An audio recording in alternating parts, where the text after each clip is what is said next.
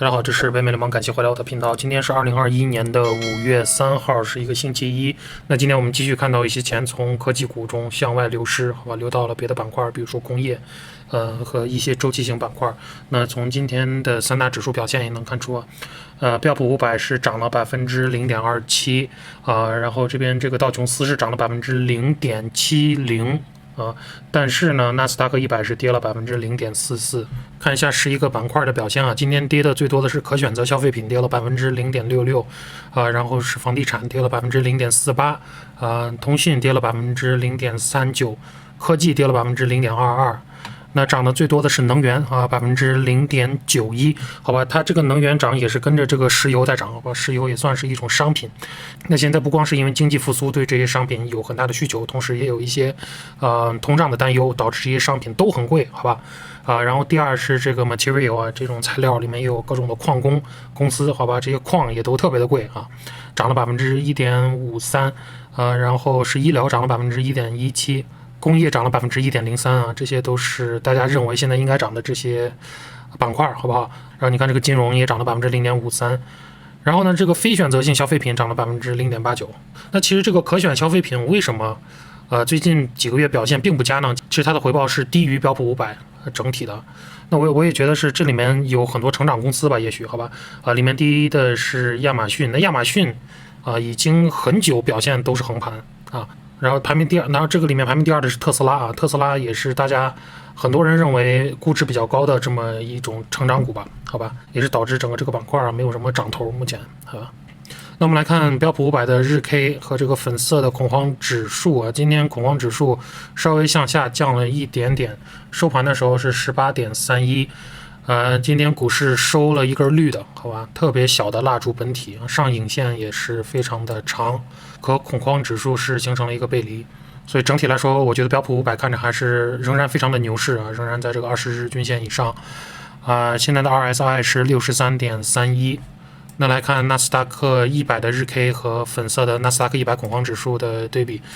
今天的价格跌到了蓝色的20日均线的下面这一根大阴柱实体还挺长的。然后它的这个恐慌指数也进行了一定的上涨，到收盘的时候是23.34好吧，我们要来看一下之前的这个跳空高开这个区间能不能成为一个支撑导致它这个价格不会再往下跌这个要继续观察。还有很久也没有看这个石油了，这是石油的日 K 你看这一波也是整体来说是一个向上的趋势，自从去年3月份以来，好吧，现在是64.53美元每桶。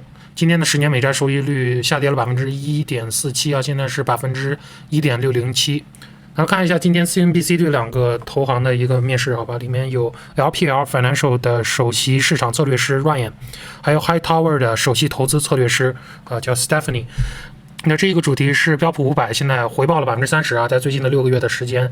那主持人就问他们说5月要不要卖股票，好吧，这也是一个话题，好吧， Sell in May 这是一个说法，股市上的说法。那现在就问你怎么看这个说法5月要不要卖股票？ We talk about it just about every year, and that is the old adage that you sell in May, go away. We always comes up a little different this year because it wasn't April 15th. These things are thrown off tax-wise. But according to LPL Financial, the S&P returns 1.7% on average between May and October for those 6 months, and it returns 6.8% on average from November to April. And over the past 6 months, the index is up close to 30%. Join us now to talk about what to do. 最近半年涨了30%。 Ryan Dietrich, Senior Market Strategist at LPL Financial Research, and Stephanie Link, Chief Strategist at HighTower and a CNBC contributor. We mentioned LPL, so I'll start with you, Ryan. You also point out, though, that there, and once again, the caveat is I don't know what historical trends necessarily mean, and a lot of times they're meant to be broken, but whenever the S&P is up 5% in April, it tends to do really well in May, 9 out of 10 times, and that's the case this year because April was a big month.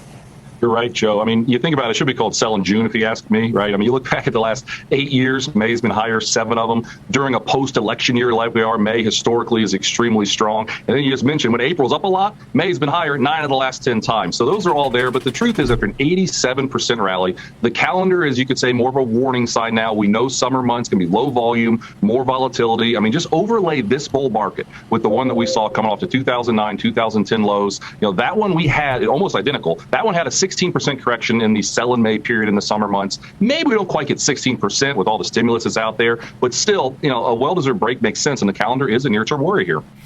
那 LPL 的这个 Ryan 他说，不应该叫5月卖股票的，应该叫6月卖股票，因为他说在最近的8年有7年在5月份这个股市都是上涨的。他同时说，在最近的10年里面，当4月份是涨的时候，有9次5月份都涨，好吧，10年里有9次，但是他还是觉得，还是有这个下调的风险，因为一般在夏天的时候，股市的交易量比较低。同时，他也说，在2010年5月份的时候，有一个16%的下调啊，在标普500。And Stephanie, that's the thing. I mean, calendars are one thing, but it doesn't matter what month or day it is if you just look around and try to figure out sentiment and you know, just how far we've come and maybe some of the, you know, pockets of speculation that are troublesome. So I don't even know if it matters what that you need to know what month or day it is. But do you feel like maybe this year it may be a better idea than in previous years to maybe lighten up a little in May? Well, good morning. I will tell you this morning alone, I've read 4 different notes on sell in May. So people, it's on the topic, obviously, and the top of mind on investors. Look, seasonally, it is always a sluggish period. May, June, July, summertime. I feel it in my own portfolio. The first and fourth quarters are always really strong, and then in the middle part of the year, it's always a little bit more challenging. But look, Joe, it's really tough to market time, and at the same time, we have record liquidity. M2 is up 26%. We all know that story. And so I think any kind of pause or dip gets bought, especially when you think about the fundamentals, right? I mean, the economy is absolutely booming, 6.4% GDP growth. We're probably going to double that in the second quarter. Personal consumption at 10.7%. Personal income, I've never seen a number like this before in my life, up 21.2%. So there's so much pent-up demand on the consumer side. Manufacturing is absolutely humming. And then earnings, oh, by the way, earnings are up 51% year over year. I get it. Very easy comparisons, but earnings are coming through. And so when I think about fundamentals and I think about the seasonality, I think, okay, well, if we do get a pause, let's make a shopping list. And I have a whole bunch of names I would be buying into that weakness. Yep, sounds like. 那 High Tower 的这个 Stephanie 他说，一般夏天股市都比较震荡，好吧，但是很难 time the market， 你很难去把握什么时候市场会回调，好吧，因为没有人是算命的。那但是现在这个流动性是历史最高的。他说现在美国的 M2 这个货币供应涨了 26%， 所以他的意思就是有很多的钱会来接盘，好吧，很多钱现在都准备着往市场里走，所以他觉得下调都会被人接上来啊，下调的时候都会被人买进。那他觉得现在美国股市基本面很强，美国经济很强。咱们 QE 有 6.4% 的 GDP 的成长，同时他觉得 Q2 的时候美国 GDP 成长可能会翻倍，就 12%。然后他说现在美国个人收入增长 21.2%， 然后美国制造业数据也很强，然后美国现在 Q1 每股收益成长平均 51%， 所以对吧？所以他觉得如果标普500进行下调的话，他肯定会去接盘啊。Like buying the dip will continue. And Ryan, I think Stephanie just made a pretty interesting point that I've seen bandied about, and that is, in our most despondent days at the height of the pandemic and when the market was showing a lot of weakness and we were most concerned, and then it came back with a vengeance, and we kind of said, well, all the reopening good news is now already reflected. How are we possibly going to live up to this? And it has. And that was understated what the actual pent-up demand was going to be. And we're seeing it now. So it hadn't paid everything forward. There was a lot more to go 3, 4, 5 months after the lows that we saw, and here we are. So I don't know. Does it last forever, though, Ryan? And I can't imagine that some of the stuff we're hearing out of Washington doesn't become a headwind at some point. Are you worried about any of these things, or you just don't think they're going to pass? No, there's always worries, and we don't think it'll last forever. I mean, I agree with everything Stephanie just said, but when you look historically, when you have ISM manufacturing up over 60, the 3 and 6 month returns on the S&P are actually negative, right? The truth is, everyone knows we've opened up. Everyone knows how good things are. The inner contrarian in me wonders, could it finally be time at least for a consolidation here? Maybe even, after an 87% rally, heaven forbid, a 10% correction, which, like Stephanie said, we'd be actively looking to buy it. We're kind of a 50-50 here, growth value. Last year, we liked growth a lot. We've evened up. We think there's opportunity on both sides, and get those shopping lists ready, because it'll be a buying opportunity in our view at LPL Research. 那主持人问他，现在是不是市场里的这些价格都 price in 了？这些好的消息都已经在这个股价里面显现了。然后也问他，拜登的这些财政政策会不会成为股市的一个阻力啊？觉得拜登现在比较宽松嘛，对吧？那 LPL 这个人就说啊，他觉得市场上总会有这些担心啊，每一年都有这些担心，但这些担心它不是永久的，但是他觉得有可能未来不久的未来会有一个10%的回调，好吧？因为最近股市已经太多个月涨得太好了，所以但是他说呢，如果股市回调，他一定会买入，好吧？他会有个 shopping list， 他会写下来他最喜欢的那些股票或者 ETF 什么的，等市场回调的时候他就冲进来。那今天 CNBC 还采访了一个比较重磅的一个人啊，他叫 Mohammed El Arian 啊，他是一个公司的这个经济顾问，他同时是剑桥皇后学院的主席。主持人就是问他，你现在怎么看通胀，好吧？然后你怎么看美联储的这些政策？你觉得美联储现在应该做什么？ All morning about this weekend's Berkshire Hathaway annual shareholder meeting. Here's what CEO Warren Buffett had to say about inflation. We're seeing very substantial inflation. It's very interesting. I mean, we're raising prices. People are raising prices to us, and it's being accepted. I mean, it's not. If we get, well, take home building. I mean, the cost of, we've got 9 home builders, and in addition to our manufactured housing thing, and then operation, which is the largest in the country. So we really do a lot of housing. The costs are just up. Steel costs, just every day, they're going up. Joining us right now to talk about inflation, the markets, and much more is Mohammed El Arian. He's Allianz and Gramsci's advisor, and he's also the president of Queen's College, Cambridge.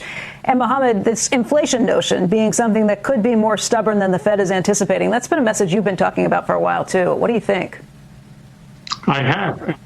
Warren Buffett made it very clear that we are in the midst of an inflation process.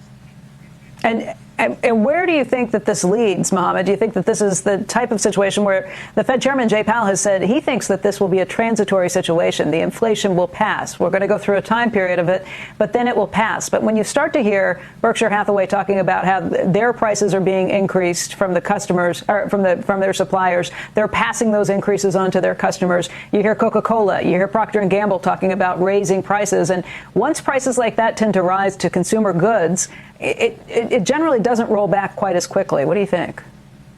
You're absolutely right. The Fed is pinning itself in a corner by insisting that this is transitory.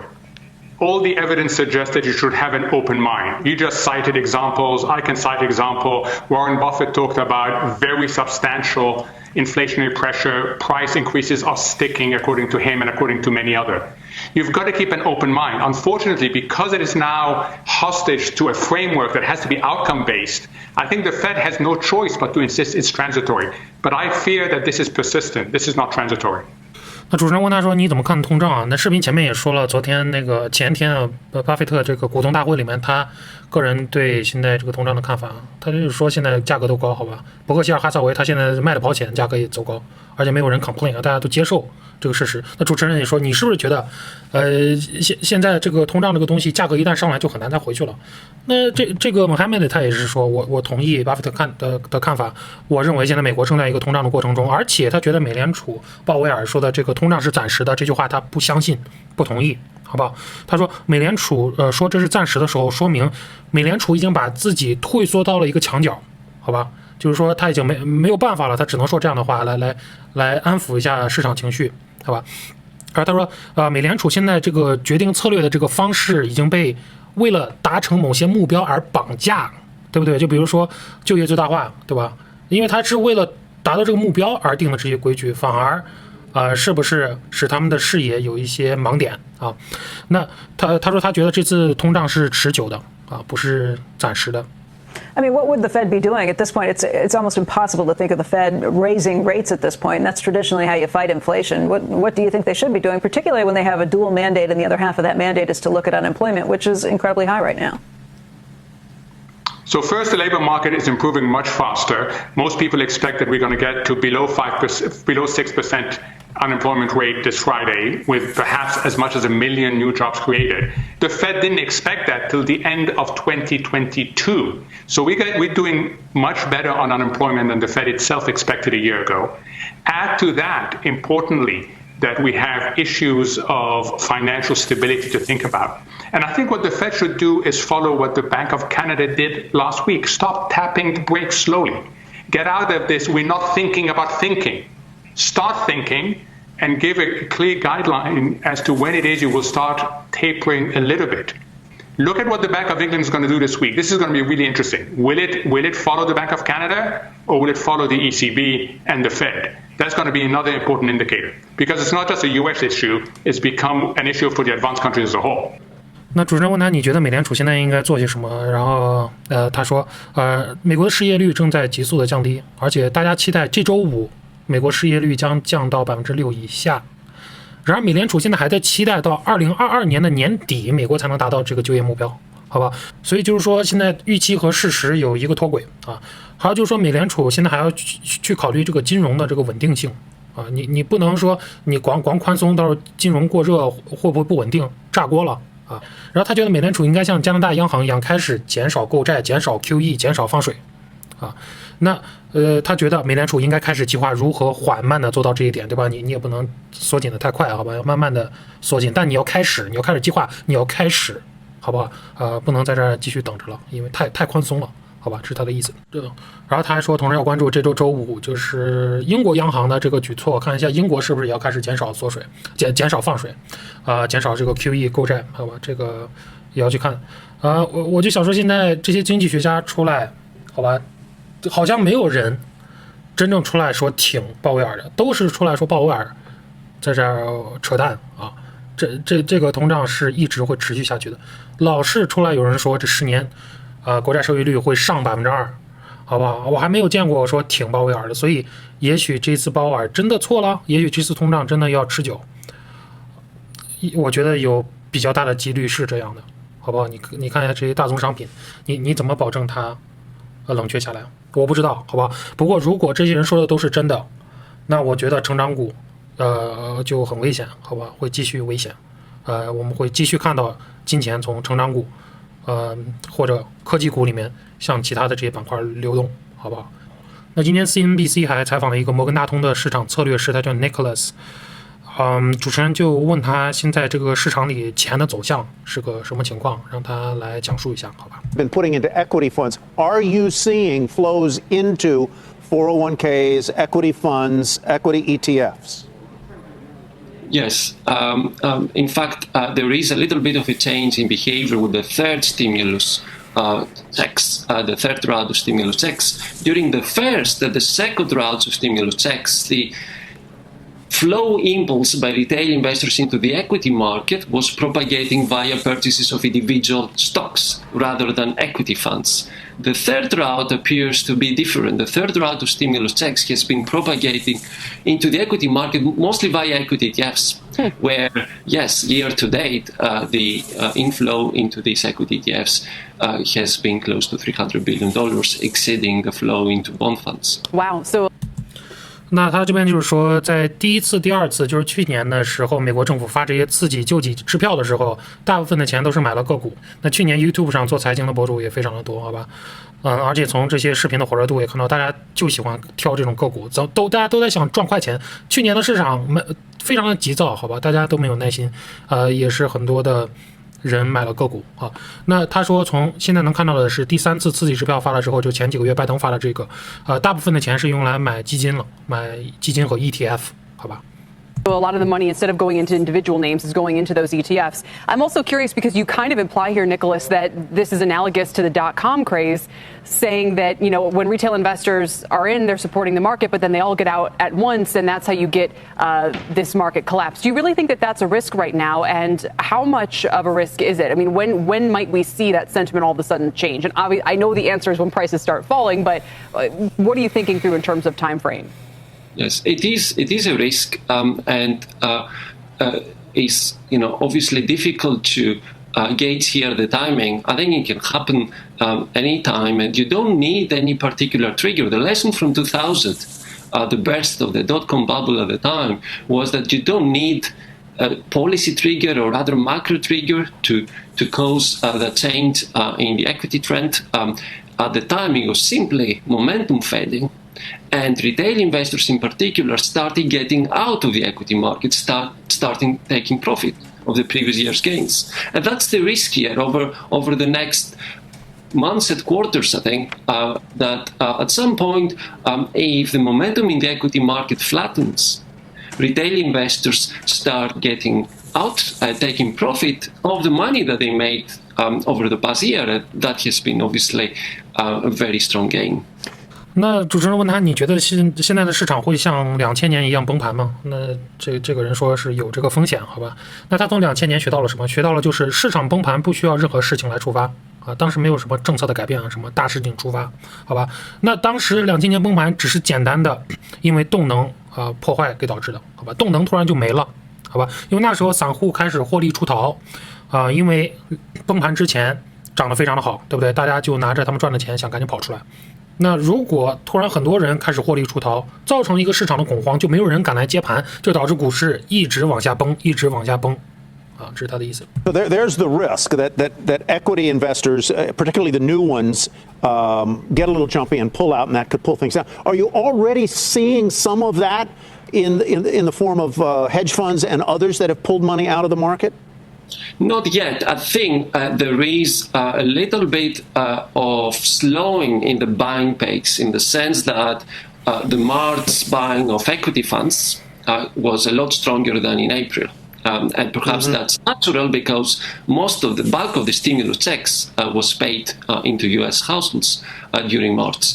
And that, I think, it's a sign here that the impact, if you want, from the third round of stimulus checks is, somehow fading. But we are not yet seeing, though, investors getting out, effectively selling of equity funds or selling of individual stocks. 那主持人问他说：“你有没有看到现在机构开始出逃啊？”他说还没有，但是他看到这个股市的购买速度的一个放缓。4月份买入股票的人相比3月份要少，但是他还没有看到股市有资金出逃的现象，好吧？我们现在从这个 VIX 和这些各种恐慌指数也看到，现在最起码在期权的市场里面还没有很多人拿期权来做空，好吧？大家的这个整体的这个情绪还是比较高涨的啊，而且也没有看到一个特别明显的一个回调。确实，现在股市有一点横盘，不想往上走，不过也没有看到大回调。那我觉得现在股市最热的话题就是这个通胀，好吧？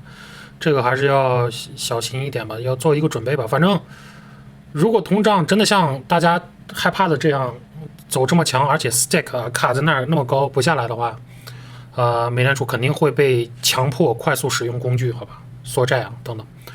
那样的情况下，也许成长股更难往上涨，更难往上涨。那现在作为一个投资者，也许应该去想办法去适应这个新的这个投资环境吧，看看怎么做。而且就是说留一些现金嘛，我其实一直都留着现金，这是我个人的一个投资的习惯。我有一个25%到33%这么一个 target 这是我的一个目标，现金的一个目标的一个数量，好吧？反正现在我自己也没有卖，好吧？现在我也在这个市场里面等着，看看会有什么情况，好吧？整体5月份我觉得标普500还是看起来比较牛市的，好吧？好，这是北美流氓，希望这期视频对你有所帮助。如果你是第一次看我视频，不要忘记点赞、订阅、打开小铃铛。我们下次见，拜拜。